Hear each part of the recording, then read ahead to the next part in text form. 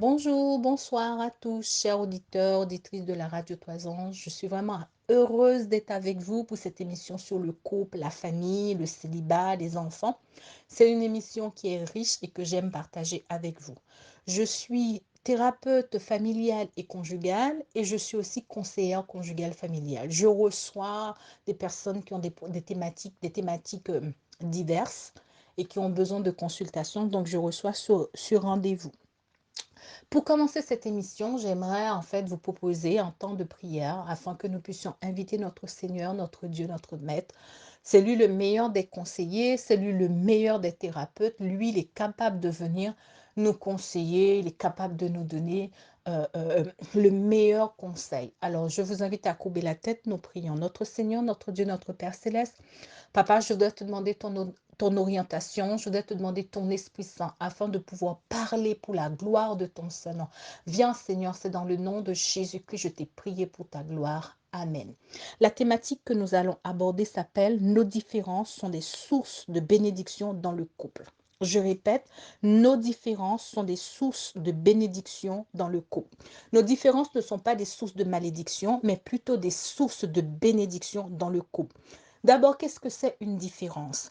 D'après Google, je suis allée chercher sur Google, qu'est-ce que c'est la différence? La différence, c'est le caractère ou un ensemble de caractères qui distingue une chose d'une autre, un être d'une autre, un être d'un autre. Pardon, je recommence. La différence, c'est un ensemble de caractères qui distingue une chose d'une autre, un être d'un autre. Donc, dans le couple, eh ben, il peut avoir différents types de différences, par exemple. Différence de culture, différence d'âge, différence d'éducation, différence de cursus scolaire. Par exemple, votre mari peut être d'une culture, de plusieurs cultures, et vous aussi, vous pouvez être de plusieurs cultures. Ces différences que le Seigneur nous a permis, que le Seigneur nous a données, ne sont pas des sources de conflit, ne sont pas des sources de persécution, mais plutôt des sources de bénédiction. J'entends souvent, il y en a qui disent que, oh, moi, mon mari est identique à moi, mon mari me ressemble, ma femme me ressemble, on est fait l'un pour l'autre, on est pareil. Oui, bon, ben, c'est très bien si ça fonctionne comme ça, si vous trouvez votre moitié est pareille que vous, c'est parfait. Alors, cette émission peut-être n'est pas trop dédiée à vous, mais plutôt dédiée à une personne qui est marié, que le mari est différent, la femme, elle est différente et c'est un petit peu compliqué, c'est difficile et ça crée beaucoup de tensions dans le couple. Mais la bonne nouvelle que je viens vous annoncer en cet instant, c'est que ces différences, nos différences, ne sont pas des sources de bénédiction. Au contraire, ce sont des sources que le Seigneur nous a permis, le Seigneur nous a données afin que nous puissions grandir. Par exemple, lorsque Dieu va créer en fait le soleil, Dieu va créer la lune n'est pas semblable au soleil. Le soleil non plus n'est pas semblable à la lune. Mais par contre, le soleil a une fonction, la lune a une fonction. Sans le soleil, ce n'est pas possible pour la planète Terre de pouvoir résister. Sans la lune, il manquera quelque chose. Donc, Dieu va créer le jour avec le soleil, Dieu va créer la nuit avec la lune, ce qui va faire que la planète Terre sera riche et ce sera une bénédiction pour la planète Terre. Lorsque Dieu va créer aussi les plantes, il va choisir les couleurs des plantes. Par exemple, il y a des plantes de couleur, des fleurs de couleur jaune, des fleurs blanches, des fleurs de couleur violette. Et c'est magnifique quand on admire toutes ces qualités de fleurs. On glorifie le nom de Dieu, on se trouve que Dieu a un Dieu génial, un Dieu puissant, un Dieu grand et un Dieu formidable. Maintenant, quand Dieu va créer les animaux, il va aussi créer des poules, des chats, des vaches, des cochons, des cabris, des chèvres. C'est beau, c'est magnifique. Il y a un texte de la Bible qui dit, quand je contemple tes merveilles, l'ouvrage de tes mains, je me suis dit, qu'est-ce que l'homme pour que tu te souviennes de l'homme? Qu'est-ce que l'homme? Eh bien, Dieu va faire la même chose quand il va créer les êtres humains. Il va créer Adam, hein. Il met en Adam, en fait, Adam va avoir en fait une chevelure, la femme aussi va avoir une belle chevelure, mais dans le caractère, Dieu va déposer quelque chose chez Adam et Dieu va aussi déposer quelque chose chez Ève. Par exemple, Je vais vous dire quelque chose, peut-être que vous ne le connaissez pas ou vous le connaissez déjà. Dieu a 2 côtés en lui, un côté lion et un côté agneau. Dans le côté lion que Dieu a, il est le lion de la tribu de Juda. Il est le lion de notre défenseur, le lion qui nous protège. Par contre, dans le côté agneau de Dieu, il est celui qui nous défend, il est celui qui nous protège, il est celui qui nous caresse, il est celui qui nous donne des câlins et des bisous. Donc, ce qui fait que le côté agneau de Dieu, c'est le côté maternel. Et le côté lion de Dieu, c'est le côté paternel. Donc, du coup, ce qui fait que la complémentarité de ces deux côtés fait que Dieu, il devient, en fait, il est un Dieu magnifique, un Dieu grand et un Dieu formidable. De la même manière, Adam va avoir ce côté lion de la part de Dieu et Ève va avoir le côté agneau de la part de Dieu. Hein. Ève devient agneau, elle est la maman protectrice, elle va protéger ses enfants, elle est là avec un caractère aimant, doux et calme, alors que Adam, c'est le lion qui est bien éveillé, qui protège, qui, euh, qui est une force. Donc Dieu va déposer en l'homme un caractère et Dieu va déposer chez la femme un caractère. Pourquoi? Pour que, en fait, lorsque nous allons coller le caractère de Ève et le caractère de Adam, mais ça fait en fait la gloire de Dieu s'éclate, ça fait que nous sommes dans la dimension extraordinaire de toute la puissance de Dieu. Donc lorsque vous allez rencontrer, je parle aux célibataires, lorsque vous allez rencontrer votre mari, ne pensez pas, ou si vous avez cette pensée aussi, c'est magnifique, c'est beau, mais si vous avez aussi cette ouverture d'esprit en disant que bon, mais si mon mari est différent, si ma femme elle est différente, ce n'est pas grave. Avec la différence, on va pouvoir construire quelque chose. Par exemple, chez moi, mon mari n'aime pas trop le sucre. Alors que moi, je vais faire des gâteaux, des choses comme ça. Et bah, ce qui fait que c'est, même s'il n'est pas sucre, mais il est salé, mais ce qui fait que c'est la complémentarité. Moi, il n'est pas sucre, moi, je suis un peu sucre. Donc, du coup, est-ce qu'avec ça, on va se battre? Est-ce qu'avec ça, on va commencer à rentrer dans le conflit? Mais non, c'est ce qui fait la beauté et le charme du foyer. C'est beau. Avec papa, je sais qu'on peut avoir ça. Avec maman, on peut avoir ça. Les enfants le savent très bien. Les enfants connaissent cette différence. Les enfants euh, euh, euh, les enfants le supportent très bien. Par exemple, dans mon couple encore, mes enfants savent que avec papa, c'est comme ça, avec maman, c'est comme ça. Et c'est une richesse de pouvoir être différent. Et avec ces différences, on dit, nous allons mettre en commun quelque chose. Hein, nous allons sortir de cette différence pour pouvoir construire le couple. Maintenant, comment peut-on faire? La bonne question, peut-être qu'il y en a qui vont me poser la question en disant, mais Michael, comment je peux faire? Parce que mes différences là, la différence avec mon mari ou ma femme est un peu compliquée, c'est difficile. Un coup, je suis à gauche, lui, il est à droite. Quand il est à droite, il m'énerve. Quand il est à gauche, ça m'énerve. Et monsieur peut dire aussi la même chose. Quand madame, elle est à droite, ça m'énerve et ça crée des conflits, ça crée des crises dans la famille. Comment peut-on faire? Alors, la première, c'est pas une solution, mais c'est une proposition. La première proposition, il n'y a pas de couple sans la prière. Il n'y a pas de couple sans Jésus. Commencez à recentrer le couple sur Dieu. Un couple qui prie ensemble, c'est un couple qui est fort. Un couple qui prie, c'est un couple qui est puissant. Si vous priez, si madame prie aussi, mettez ces choses dans la prière. Mettez vos différences dans la prière et le Seigneur va faire parce que lorsque la parole de Dieu dit, quand un malheureux crie, l'Éternel entend. Si vous êtes à gauche et que votre mari, lui, il est à droite, alors priez pour que Dieu puisse faire de votre différence une source de bénédiction, une source de gloire, une source d'abondance.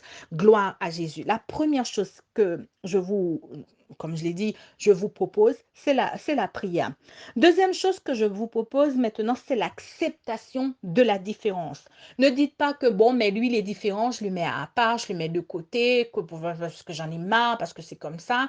Ne pensez pas comme ça. Au contraire, accueillir, accepter cette différence, commencer à accepter et à valoriser cette différence. Par exemple, je vais vous donner un exemple. J'avais une problématique pas dans mon couple, mais j'avais une problématique qui était un peu compliquée. Bon, je ne savais pas comment faire. Et je me débrouillais, je me pataugeais parce que j'avais une histoire avec quelqu'un et le Seigneur a mis dans ma tête d'écrire un courrier. Bah, la personne m'avait fait du tort et je voulais une réparation. Donc, du coup, j'écris un courrier. Et dans ce courrier, vu que cette personne est dans la psychologie, j'essaie avec les mots, parce que, avec mes mots, avec mes émotions, pour toucher le cœur de cette personne. Une fois que j'ai fini d'écrire le courrier, donc je montre le courrier à mon mari, il regarde, me dit, mais Michael, tu es trop gentil dans ce courrier, tu ne peux pas écrire un courrier comme ça, la personne t'a offensé, la personne t'a fait du tort, et tu connais, et si tu envoies ce courrier, ça ne marchera pas. C'est pas ce langage qu'il faut utiliser. Le langage n'est pas adapté à ce genre de situation. Donc, quand il m'a dit ça, je me suis posé la question, je me dis: «OK, d'accord, mais c'est ce langage que je voulais utiliser». Mais comme lui, il m'a conseillé, parce que j'avais déjà envoyé 2 mails, 2 ou 3 mails, ça n'a rien abouti, hein. Ça n'avait pas marché du tout et mon mari m'a dit: «Tu as déjà envoyé plusieurs mails, hein, ça n'a pas marché et tu vois bien qu'en allant dans les émotions, en allant chercher, titiller cette personne comme ça ne marche pas». Alors moi, je te propose plutôt d'aller plutôt dans ce langage-là, hein, d'aller plutôt au lieu d'être agneau, mais d'aller plutôt dans le côté lion et de pouvoir en fait menacer cette personne en disant que si vous ne faites pas, si vous ne réglez pas cette situation, eh bien voilà les conséquences qui vont arriver parce qu'il y a la loi, voici les textes de la loi, voici cela. J'ai réfléchi, j'ai dit non, il faut que j'écoute mon mari, je vais piocher dans dans sa différence. Là, lui, il est plutôt lion. Je vais aller piocher sur le lion et je vais prendre. Du coup, je l'ai écouté. J'ai envoyé le courrier comme il m'a suggéré, comme il m'a dit, avec son plan, comme il m'avait suggéré. Eh bien, ça a marché. Effectivement, ça a marché complètement. Donc, ça, c'est pour vous dire que la différence, ça fonctionne. Encore un autre deuxième cas. Un jour, j'étais dans le pétrin. C'était un peu compliqué. C'était mal barré. J'avais quelqu'un qui me coinçait un peu, je savais pas comment faire, comment dire et j'étais là, j'étais en train de réfléchir, mais tout de suite, d'un seul coup, ce qui est venu, c'était la solution. Quand mon mari fonctionne, comment il est, je me suis dit: «Bon, je vais m'appuyer sur, sa différence pour pouvoir sortir de cette situation. En m'appuyant sur sa différence, eh ben, j'ai eu la victoire. Nos différences ne sont pas des sources de conflit. Utilisez d'abord, excusez-moi, accepter ces différences, hein, et ensuite utiliser cette différence. Utiliser les différences pour la gloire de notre Seigneur Jésus-Christ. Utilisez ces différences pour que le couple puisse être costaud, pour que le couple puisse fonctionner parce que tout simplement, Dieu nous les a donnés ainsi. Si un jour, mais priez, si le mari, lui, il veut aller à gauche et que c'est comme ça qu'il le voit, c'est comme ça qu'il le pense, et que madame pense que c'est à droite, c'est comme ça je veux, c'est comme ça. Priez dessus. Priez. Et une fois que vous avez fini de prier, le Saint-Esprit va vous inspirer.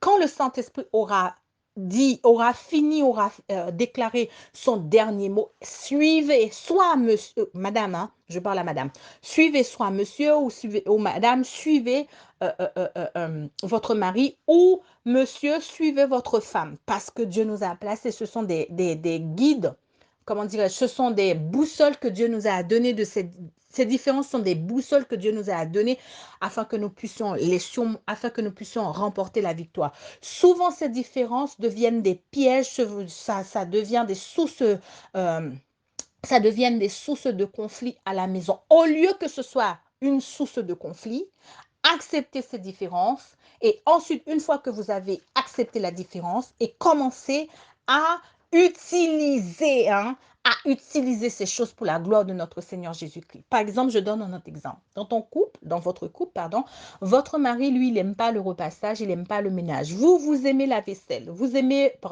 faire le ménage, vous aimez faire le repassage.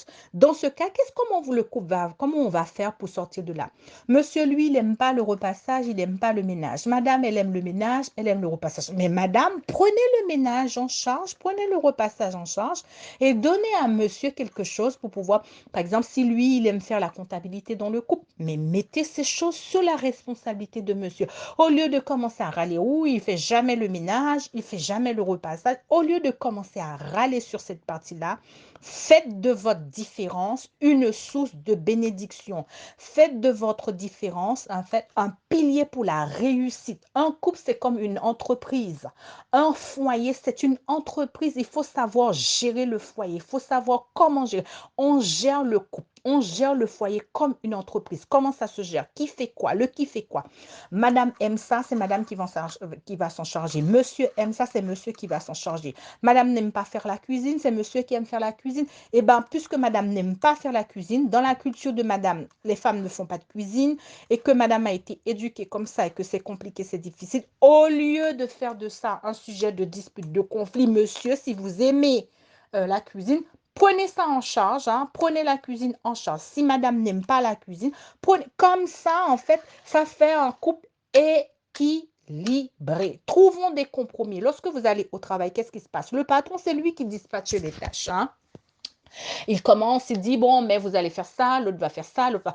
Pour la bonne marche du couple, hein, nous devons faire attention, hein, pour pouvoir accepter la différence, hein. Chercher à pouvoir et, et, et, et faire fonctionner le couple, c'est de pouvoir dire que je mets en place un système avec la différence ou les différences de mon mari, les différences de ma femme. Troisième suggestion, on le dit comme ça, je le dis, hein, ce n'est pas des conseils, c'est vraiment des suggestions. Essayez de comprendre l'autre. Souvent, en fait, on ne fait pas d'effort pour comprendre l'autre. Si on commence à dire, ok, je comprends mon mari, je comprends ma femme, je comprends mes enfants, ça c'est déjà 30% de conflit ou de crise qui est déjà réglé. Essayons, comment je peux dire ça?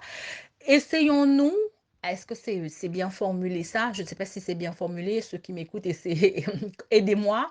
Alors, essayons, on va le dire comme ça, essayez en fait de comprendre l'autre. Par exemple, lorsque nous allons en prière, lorsque nous sommes à genoux, nous venons à Dieu, nous crions à l'Éternel, Seigneur, tu vois, mon travail, c'est compliqué, c'est difficile. La première chose que Dieu va mettre en place, c'est en fait l'écoute bienveillante. L'écoute bienveillante, Dieu nous comprend, il nous entend et il ne nous juge pas. Donc, lorsque nous avons cette écoute bienveillante, hein, et le non-jugement dans le couple, eh ben ça aussi, ça va faire en sorte que nos différences, hein, puissent être un moyen, un vecteur de la gloire de notre Seigneur Jésus-Christ. J'écoute mon mari avec bienveillance. J'écoute ma femme avec bienveillance.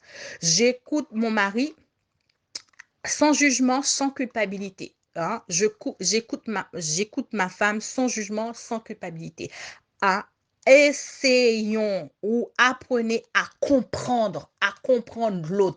Pourquoi tu ne veux pas faire ça? Ben moi, j'aime pas cette tâche. Moi, je n'aime pas, je ne veux pas parce que tout simplement, c'est comme ça, c'est comme ça, c'est comme ça. Ok, je comprends, j'entends, j'analyse. Ok, et toi, pourquoi? Parce que c'est ainsi, c'est ceci, c'est cela. On comprend l'autre. Il n'y a pas de foyer, il n'y a pas de couple sans la compréhension. S'il n'y a pas de compréhension et que chacun veut faire à sa tête, il n'y a pas de couple, c'est la division. Et le rôle du foyer, le rôle du mariage, c'est que le Seigneur, hein, avant la transformation finale, le Seigneur nous a donné le foyer comme lieu d'apprentissage, lieu de communication, lieu de développement, lieu de changement, lieu de renouvellement. C'est ça le mariage. Il y a qui disent que je vais me marier, je vais trouver un homme pour être heureux. Non, non, change de formule là, parce que là, c'est pas bon. Je vais me marier parce que je veux que mon mari comment dirais-je, je veux trouver le bonheur auprès d'un homme. C'est pas un homme qui donne le bonheur, c'est Jésus le bonheur. Hein? C'est Jésus le chemin, c'est Jésus la vérité, c'est Jésus le bonheur. Si nous avons ça dans la tête et que c'est un homme ou c'est une femme qui va nous rendre le bonheur, eh ben, comme l'amour est en deux phases, la première phase, c'est la phase d'idéalisation et puis après la phase de perte d'idéalisation. Lorsqu'on est dans la phase d'idéalisation, on voit l'amour, hein, on voit tout est rose, le ciel est bleu, tout est joli, tout est clair. Mais lorsqu'on est dans cette phase, la phase de la perte d'idéalisation, eh bien, on va commencer à râler pour dire, mais je ne comprends pas, pourquoi je me suis mariée, je pensais que c'était le bon, je pense au divorce. Non, c'est la compréhension de l'autre, hein, qui va ramener le calme et la paix dans le couple. Hein. Quatrième clé pour terminer, je ne veux pas faire trop long, je n'aime pas trop faire les émissions sur la famille, le couple trop long. Là, c'est la dernière clé. La dernière clé, ne cherche pas, il ne faut pas chercher, excusez-moi, ne cherchons pas à changer, hein, à changer l'autre. Souvent, en fait, nous voulons changer le conjoint. Hein. Je veux changer mon mari veut me changer. Hein. Le caractère de mon mari, je l'aime pas, je veux un autre caractère, je vais changer mon mari. Mon mari n'aime pas mon caractère, eh ben, je vais changer le caractère de mon mari. Ou les enfants aussi, parce que ça rentre aussi un petit peu partout. Hein. Ça rentre dans plusieurs cases. Hein. Chez les enfants aussi, mon enfant, là, j'aime pas son caractère, il est dur, il est ceci, je veux le changer. Nous n'avons pas la capacité de changer l'autre. Écoutez bien cette partie-là, chers auditeurs, chères auditrices. Nous n'avons pas la capacité de changer l'autre. Dieu ne nous a pas mandatés. Dieu ne nous a pas donné ce mandat. Il ne nous a pas donné cette fonction de pouvoir changer le caractère de quelqu'un. La seule personne qui est capable de changer l'autre s'appelle le Saint-Esprit. C'est le Saint-Esprit qui change. Hein? Ce n'est pas nous. Hein, parce que la parole de Dieu déclare dans Ézéchiel 36, il dit, je répandrai sur vous une eau pure et vous serez purifiés, vous serez nettoyés. Et dans Acte 1er, le verset 8, il dit, vous recevrez une puissance, le Saint-Esprit venant sur vous, et vous serez capable, vous serez transformés, changés. Mais si vous allez en partant en disant que je veux changer mon mari, je veux changer ma femme, je veux changer mes enfants, je peux vous dire que c'est l'échec assuré. C'est l'échec assuré. Excusez-moi, et vous allez souffrir. Donc, voilà, ce sont des clés que je voudrais partager avec vous sur cette thématique. Nos différences sont des sources de bénédiction. Et comment faire de ces différences une source ou des sources de bénédiction? C'est d'abord accepter l'autre tel qu'il est, hein? Accepter ses différences, accepter qu'il n'est pas pareil, accepter que ces différences sont des sources de bénédiction. Hein? Ensuite, essayer de comprendre l'autre. Et puis, la dernière clé, ne pas chercher à changer l'autre. Et puis, la clé par excellence, c'est la prière. La prière, la prière, la prière, la prière, la prière. Quand c'est compliqué, quand c'est difficile, c'est la clé qui ouvre toutes les portes, c'est la prière. Si malgré les conseils que je vous ai donnés, tous ces conseils que c'est compliqué, c'est difficile, alors n'hésitez pas à consulter ou à prendre un rendez-vous avec moi pour une consultation ou sinon d'aller voir un professionnel du couple, un professionnel de la famille afin de pouvoir aider à sortir de la crise ou de ces conflits qui vous empoisonnent tous les jours. Donc voilà, je vais vous inviter à courber la tête, je vais prier pour clôturer ce moment. Seigneur notre Dieu, notre Père Céleste, je te remercie, je te loue parce que tu es le Seigneur des Seigneurs. De la même manière que la lune et les étoiles fonctionnent ensemble, de la même manière que le soleil fonctionne avec la planète Terre et il n'y a pas de dispute, il n'y a pas de conflit, il n'y a pas de querelle. Apprends-nous à faire de nos différences une source ou des sources de bénédiction pour la gloire de ton Saint-Nom, Seigneur, Père éternel.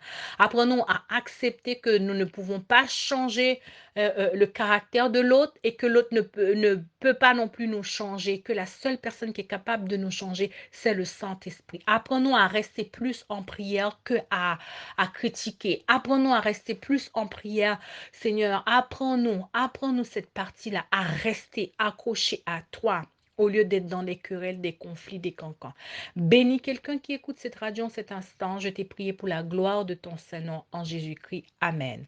Je vous souhaite de passer une bonne nuit ou une bonne matinée. Tout dépend de là où vous êtes. Et je vous dis à bientôt pour une autre émission sur le couple. Soyez abondamment bénis. Au revoir. C'était Michael, lui, thérapeute de famille, conseillère conjugale familiale. Au revoir et à bientôt.